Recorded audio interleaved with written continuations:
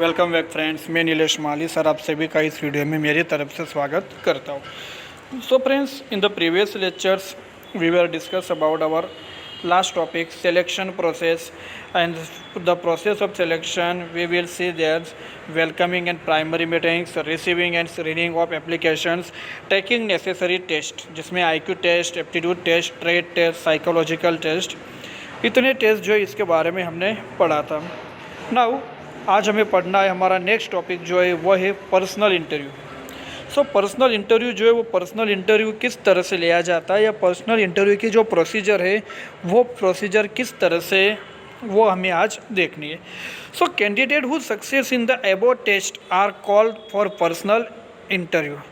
तो ऊपर की जितने भी टेस्ट है जिसमें IQ टेस्ट हो गया, एप्टीट्यूड टेस्ट हो गया, ठीक है, साइकोलॉजिकल टेस्ट हो गया, वो सभी टेस्ट में अगर कोई कैंडिडेट अगर सक्सेस हो जाता है मतलब पास हो जाता है, so in the above test are call for personal interview. तो ऐसे कैंडिडेट जो है उस कैंडिडेट को पर्सनल इंटरव्यू के लिए बुलाया जाता है।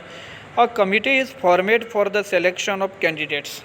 और ऐसे जो कैंडिडेट्स है उस कैंडिडेट्स को सिलेक्ट करने के लिए कमिटी जो है वो कमिटी बनाई जाती है।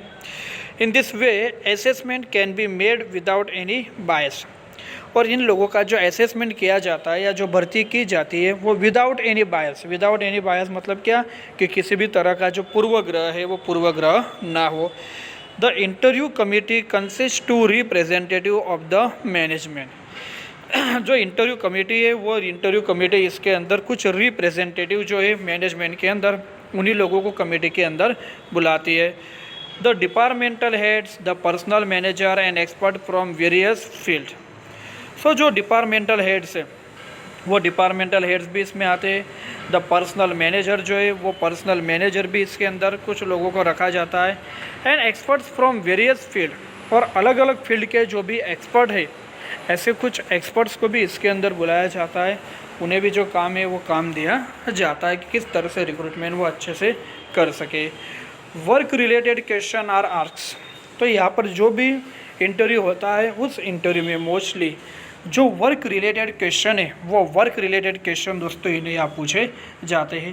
Proper care is taken so that there is no deviation from the topic. और इस तरह का जो भी क्वेश्चन आंसर किया जाता है वो क्वेश्चन आंसर में जो भी प्रॉपर क्वेश्चन है वही क्वेश्चन पूछे जाते हैं। लाइक जॉब करते समय उन्हें किस किस तरह की प्रॉब्लम जो है वो प्रॉब्लम फेस करनी है या जॉब करते समय वो किन किन बातों का स्पेशली ध्यान रखे।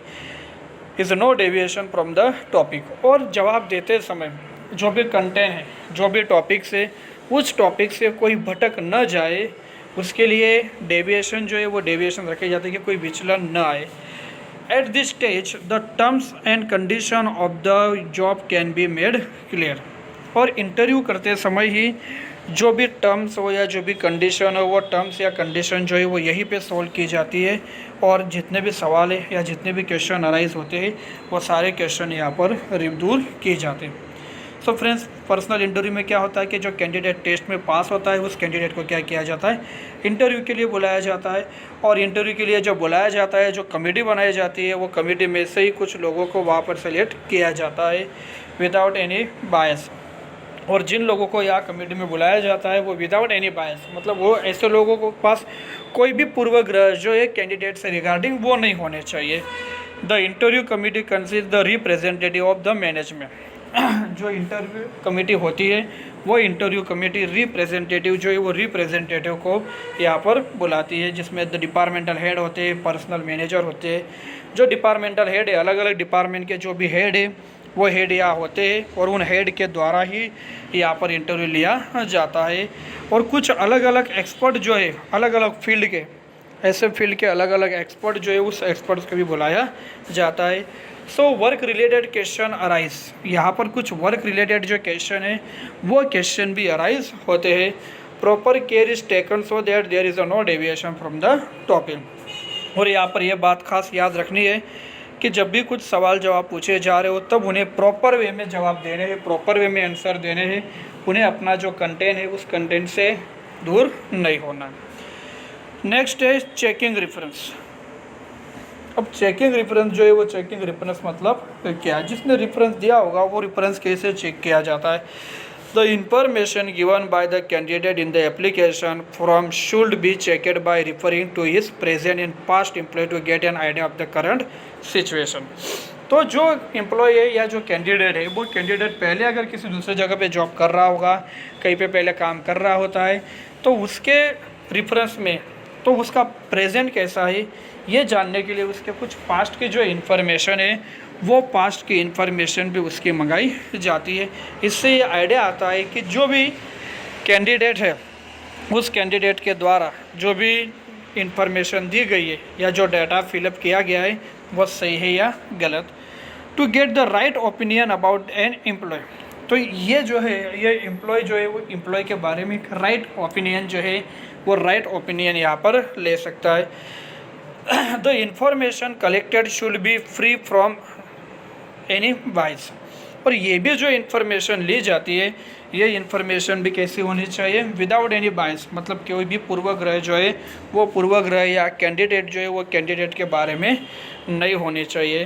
The opinion of the references given by the candidates helps in taking right decision, और इस तरह से ये जो रेफरेंस होता है ये रेफरेंस के द्वारा जो भी राइट डिसीजन लेनी है कैंडिडेट के बारे में वो राइट डिसीजन यहाँ पर रेफरेंस के द्वारा जो है वो रेफरेंस के द्वारा ले सकते हैं। पॉइंट नंबर 6 है preliminary selections. So preliminary selection जो है वो प्रिलिमिनरी सिलेक्शन में क्या होता है, if the matters gathered from personal interview and the past reference are positive then the selection committee will make a list of selected candidates.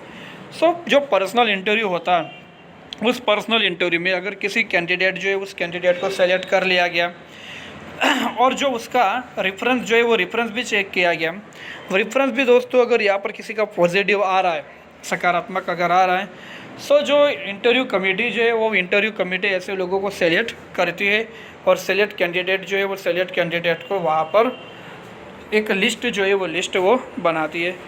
The list usually includes more numbers of candidate than required, और ये जो list है दोस्तों ये list हमेशा ऐसे ही बनती है कि जितने कैंडिडेट जो है वो कैंडिडेट रिक्वायर्ड थे उस कैंडिडेट से ज़्यादा ही मैक्सिमम जो लोग हैं उन लोगों की ये लिस्ट है बनती है।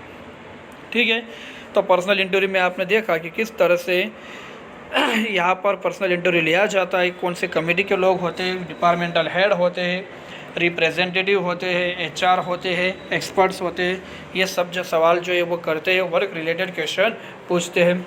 उसके बाद चेकिंग रेफरेंस जो है वो चेकिंग रेफरेंस में आपने देखा कि एम्प्लॉय जो है कैंडिडेट जो है वो कैंडिडेट का पास्ट और प्रेजेंट जो है वो प्रेजेंट और पास्ट दोनों का जो भी इंफॉर्मेशन है वो निकाला जाता है, और यहाँ पर राइट ओपिनियन जो है वो ओपिनियन कस्टमर जो है वो कस्टमर के बारे में ली जाती है, और यहाँ पर भी सिलेक्शन विदाउट एनी बाइस, किसी भी तरह का बाइस के बिना ही सिलेक्शन किया जाता है। Preliminary selections if the gathered from personal interview and the past reference are positive then the selection committee will make a list of selected candidates.